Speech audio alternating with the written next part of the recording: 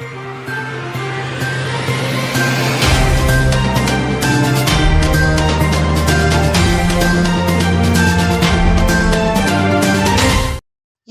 முக்கிய நிகழ்வுகள். உதயமானது லட்சிய ஜனநாயக கட்சி. பிரம்மாண்டமாக நடைபெற்ற விழாவில் கட்சி கொடியை அறிமுகப்படுத்தினார் Jose Charles Martin.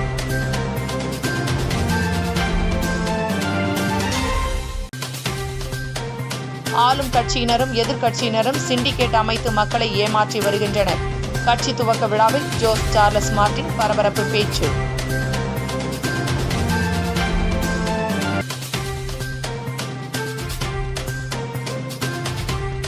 Delhi police போல் பேசி பெண்ணிடம் 52 லட்சம் மோசடி.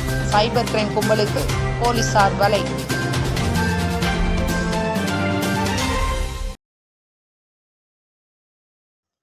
தொழில் செய்வதற்காக புதுச்சேரிக்கு வரவில்லை என்றும் புதுச்சேரி மக்களின் அடிப்படை வசதிகளை நிறைவேற்றவே அரசியல் கட்சி தொடங்கியுள்ளதாக லட்சிய ஜனநாயக கட்சி என்ற புதிய கட்சியை தொடங்கியுள்ள ஜோஸ் சார்லஸ் மார்டின் தெரிவித்துள்ளார்.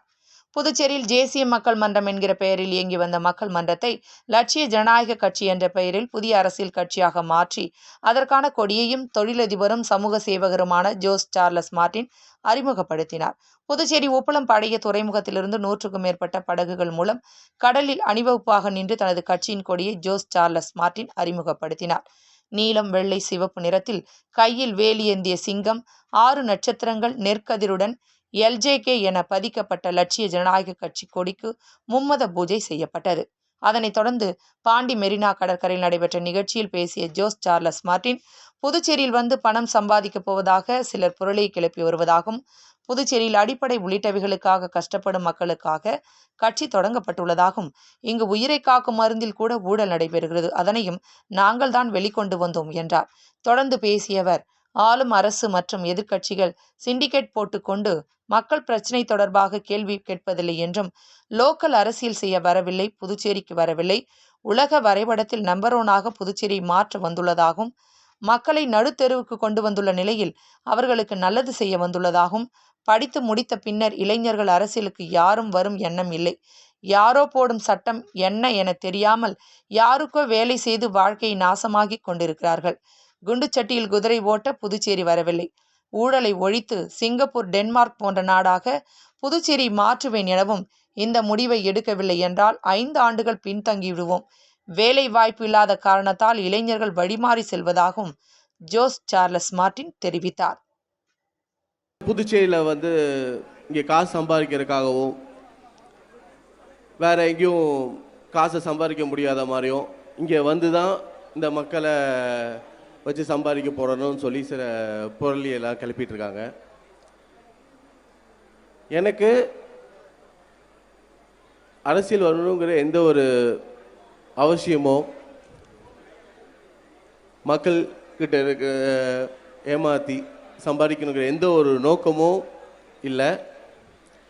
இது முழுக்க என்னோட இருக்கிற வேலையெல்லாம் விட்டுட்டு நம்மளோட மக்கள் இவ்வளோ கஷ்டப்பட்டுட்டு இருக்காங்க, உறங்க இடம் இல்லை, பட்டாக்கு போட்ட லேண்ட் இல்லை,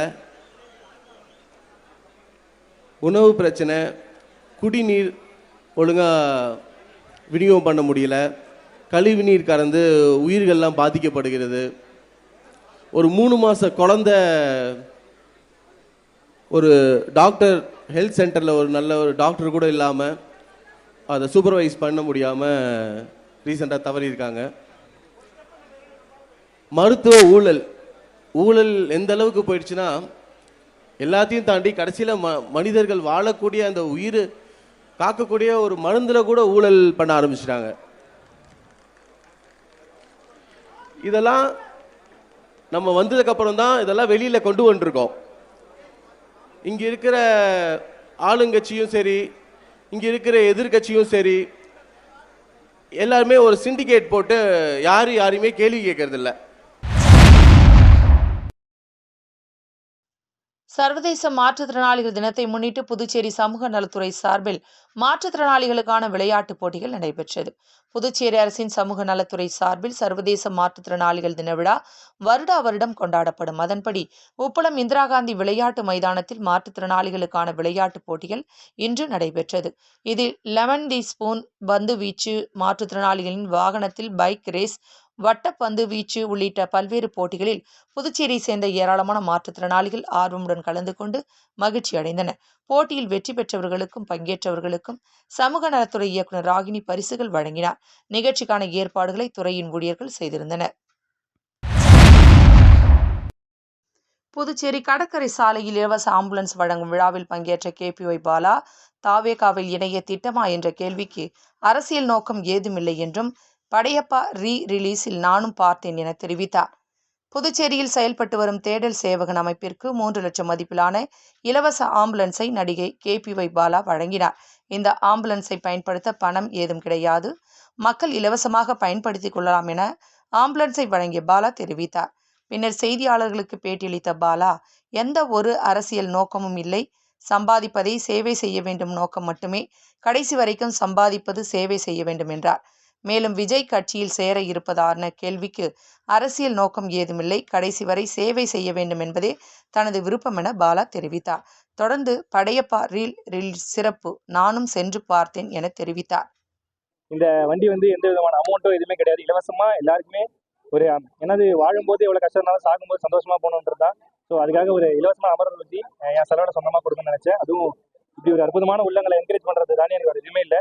இது எந்த விதமான அரசியல் நோக்கமோ எந்த விதமான இதுவுமே கிடையாது. இது கடைசி வரைக்கும் நம்ம சம்பாதிக்கிறது சேவை செய்யணுன்ற ஒரே நோக்கம் மட்டும்தான். ஸோ இந்த மாதிரி நிறைய ஊர்ல நிறைய பசங்க சூப்பரா செஞ்சுட்டு இருக்காங்க. ஸோ அதுக்கு ஆனால் நீ படம்லாம் பார்த்துருக்கேன் அப்படின்னு சொல்றாங்க. ஸோ ரொம்ப சந்தோஷமா இருக்கு. இதை தாண்டி வேற அச்சீவ்மெண்ட் எதுவுமே இல்லை. ரொம்ப நன்றி பிரதர். இதுக்கப்புறம் உங்க வண்டி நீங்க தான் பார்த்துப்பீங்க. நன்றி பிரதர், தேங்க்யூ.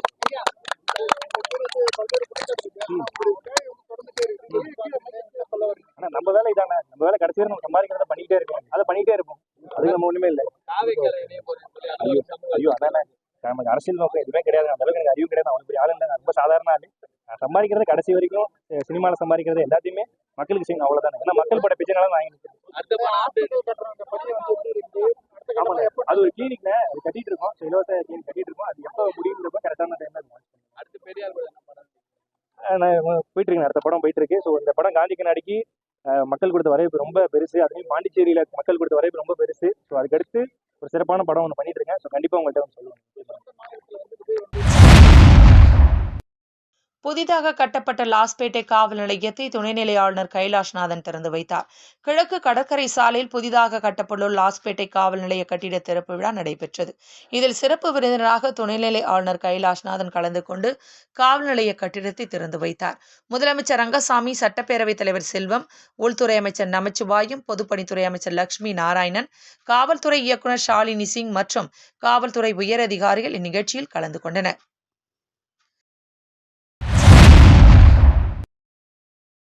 புதுச்சேரி நகர பகுதியில் உள்ள கடை வீதிகளில் ஸ்டார் உள்ளிட்ட கிறிஸ்துமஸ் குடில் அமைக்க தேவையான பொருட்கள் விற்பனை தொடங்கி மும்முரமாக நடைபெற்று வருகிறது. கிறிஸ்தவர்களின் முக்கிய பண்டிகைகளில் ஒன்றான கிறிஸ்துமஸ் பண்டிகை வருகிற 25ஆம் தேதி உலகம் முழுவதும் மிகவும் உற்சாகமாக கொண்டாடப்பட உள்ளது. இதையொட்டி புதுச்சேரி நகர பகுதியான ஜென்மராக்கினி பேராலயம் அருகில் உள்ள மிஷன் வீதியில் பொதுமக்களை கவரும் வகையில் விதவிதமான வண்ணங்களில் கிறிஸ்துமஸ் ஸ்டார்கள் விற்பனைக்கு தொங்கவிடப்பட்டுள்ளன. இதேபோல் கிறிஸ்துமஸ் மரம், குடில்கள் அமைப்பதற்கு தேவையான பொருட்கள், குழந்தைகளை கவரும் வகையில் கிறிஸ்துமஸ் தாத்தா உடைகள், பலவிதமான அலங்கார விளக்குகளும், அலங்கார பொருட்கள், வாழ்த்து அட்டைகள் மற்றும் ஏராளமான பரிசு பொருட்களும் விற்பனைக்காக குவித்து வைக்கப்பட்டுள்ளன. இவற்றை ஏராளமானோர் ஆர்வமுடன் வாங்கி சென்ற வண்ணம் உள்ளனர். கிறிஸ்துமஸ் பண்டிகைக்கு இன்னும் 10 நாட்களே உள்ளதால் வீட்டில் குடில் ஜோடிக்க தேவையான பொருட்களை ஆர்வமுடன் கிறிஸ்தவர்கள் மட்டுமின்றி இந்துக்கள் மற்றும் மத பாகுபாடின்றி அனைவரும் வாங்கி செல்கின்றனர்.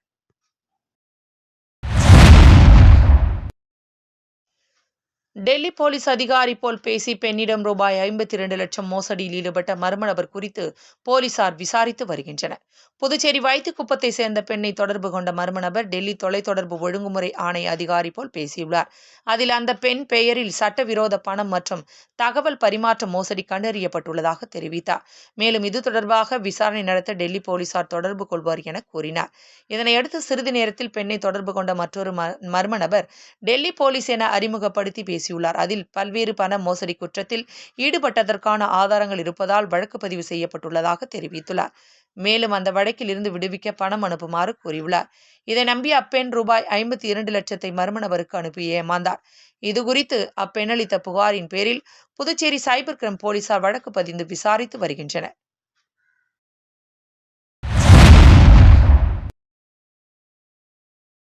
மங்களம் தொகுதி சிவராந்தகம் பகுதியில் சாம்பசிவ ரெட்டியார் அறக்கட்டளை திறப்பு விழாவினை முன்னிட்டு பல்வேறு நலத்திட்ட உதவிகள் வழங்கப்பட்டது. புதுச்சேரி மாநிலம் மங்களம் தொகுதி சிவராந்தகம் கிராமத்தில் சாம்பசிவ ரெட்டியாரின் 19ஆம் ஆண்டு நினைவு தினத்தை முன்னிட்டு சாம்பசிவ ரெட்டியார் அறக்கட்டளை திறப்பு விழா இன்று காலை வெகு விமரிசையாக திறக்கப்பட்டது. இதனை அறக்கட்டளை நிறுவனர் SS ரங்கன் கலந்து கொண்டு மலர் தூவி மரியாதை செலுத்தி திறந்து வைத்தார். இந்த விழாவிற்கான சிறப்பு விருந்தினர்களாக முன்னாள் முதலமைச்சரின் தனிச் செயலர் பன்னீர்செல்வம், முன்னாள் சபாநாயகரின் தனிச் செயலர் கிருஷ்ணமூர்த்தி, முன்னாள் சேர்மன் சூரன் என்கிற கிருஷ்ணசாமி, முன்னாள் சட்டமன்ற உறுப்பினர் மூர்த்தி, துணை செயலாளர் சந்திரசேகரன், முன்னாள் கூட்டுறவு பதிவாளர் யஷ்வந்தையா, முன்னாள் ரெவென்யூ அதிகாரி ஐயனார், ஆடிட்டர் ராஜேந்திரன், நந்தா, லட்சுமி நாராயணன், JKTVS ராதாகிருஷ்ணன் ஆகியோர் கலந்து கொண்டு விழாவினை சிறப்பித்தனர். அறக்கட்டளை திறப்பு விழாவில் கலந்து கொண்ட அனைவரையும் KRR குரூப் ஆஃப் கம்பெனி நிறுவனர் சத்யா பிரியன் வெங்கட் வரவேற்று மகிழ்ந்தார்.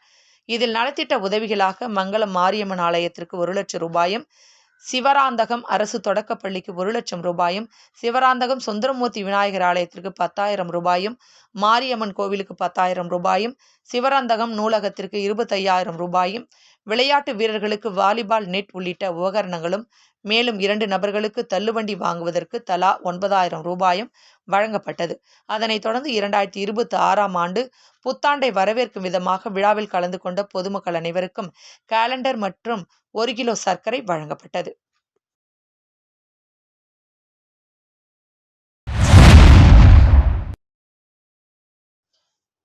தேசிய போட்டிகளில் பங்கேற்கும் குராஷ் தற்காப்பு கலை வீரர்களுக்கு வழியனுப்பு விழா நடைபெற்றது. தேசிய அளவில் பள்ளிகளுக்கு இடையிலான குராஷ் தற்காப்பு கலை சாம்பியன்ஷிப் போட்டிகள் உத்தரப்பிரதேச மாநிலத்தில் வரும் 15ஆம் தேதி நடைபெற உள்ளது.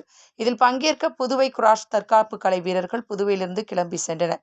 வீரர் வீராங்கனைகளுடன் உடற்கல்வி ஆசிரியர் ஆதிகேசவன், ஆனந்த்ராஜ், சிவமதி, குராஷ் சங்க பொதுச் செயலாளர் ராமமூர்த்தி ஆகியோர் உடன் செல்கின்றனர். இந்த மாணவர்கள் குழுவை வழியனுப்பும் விழா நடைபெற்றது.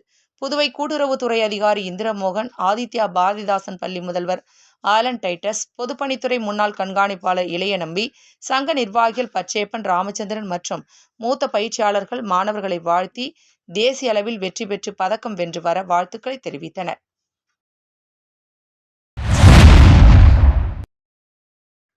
உழவர்கரை தொகுதி அமமுக மேற்கு மாநில இணைச் செயலாளர் லாவண்யா தலைமையில் TTV தினகரின் 62வது பிறந்தநாள் விழா மிக சிறப்பாகவும் பிரம்மாண்டமாகவும் கொண்டாடப்பட்டது.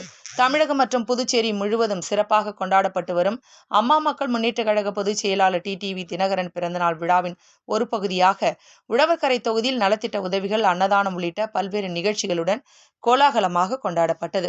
இதில் உழவர்கரை தொகுதியில் அமைந்துள்ள புகழ்பெற்ற மீனாட்சி சுந்தரேஸ்வரர் ஆலயத்தில் பொதுமக்களின் முன்னிலையில் சிறப்பு அபிஷேகம் நடைபெற்றது. அதனைத் தொடர்ந்து மூலக்குளம் பகுதியில் அமைந்துள்ள MGR திருவுருவ சிலைக்கு மாலை அணிவித்து மரியாதை செலுத்தப்பட்டது. அதனைத் தொடர்ந்து சுமார் 500 நபர்களுக்கு லட்டு வழங்கப்பட்டன. மேலும் லாவண்யா சரண் தொண்டு அறக்கட்டளை அலுவலகத்தில் மேடை பந்தல் அமைக்கப்பட்டு கேக் வெட்டி ஏழை எளிய மக்களுக்கு மகிழ்விக்கப்பட்டது. அங்கு திரண்டிருந்த 1000 நபர்களுக்கு புடவைகளும் அருஞ்சுவை உணவும் வழங்கப்பட்டது. தொடர்ந்து உழவர்கரை தொகுதியில் உள்ள பிச்சவீரன்பேட், தக்கக்குட்டை, பாவாணர் நகர், லேம்பட், சரவணன் நகர், புதுநகர், வயல்வெளி, JJ நகர், மேரி உழவர்கரை உள்ளிட்ட பல்வேறு தொகுதிகளில் சுமார் 2000 நபர்களுக்கு சுவையான சிக்கன் பிரியாணி வழங்கப்பட்டது. மீண்டும் இன்றைய முக்கிய நிகழ்வுகள். உதயமானது லட்சிய ஜனநாயக கட்சி. பிரம்மாண்டமாக நடைபெற்ற விழாவில் கட்சி கொடியை அறிமுகப்படுத்தினார் Jose Charles Martin.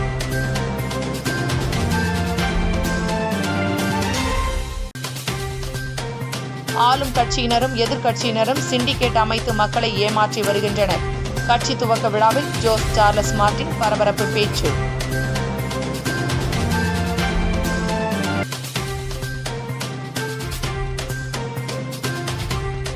Delhi police போல் பேசி பெண்ணிடம் 52 லட்சம் மோசடி. சைபர் கிரைம் கும்பலுக்கு போலீசார் வலை.